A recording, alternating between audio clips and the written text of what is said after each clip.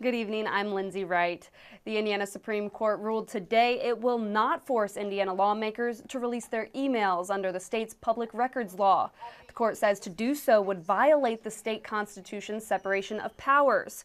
Citizen advocacy groups, including the Citizens Action Coalition, filed a lawsuit to gain access to emails between a House Republican legislator and utility companies.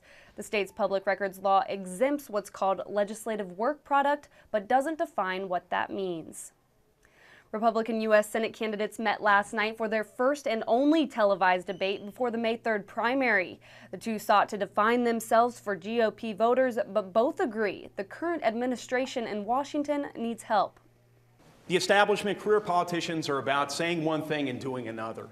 You said you're against higher taxes, but you voted for the biggest tax increase in Indiana business history. What is the establishment? Actually, Congressman Young was working in Washington in 2001.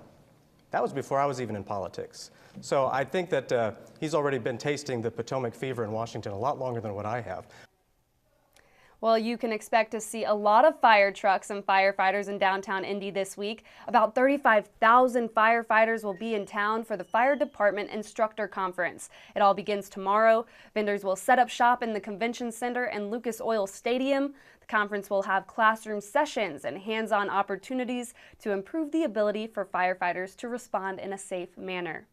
Now for a quick check of tonight's forecast, mostly cloudy this evening, a low of 55 degrees. Taking a look into the 5-day forecast, a 70% chance of thunderstorms tomorrow, highs in the mid-70s, a low of 59. Thunderstorm chances continue into Thursday, a high of 70, low of 53 degrees. More news is online at WTIUnews.org. Have a great evening.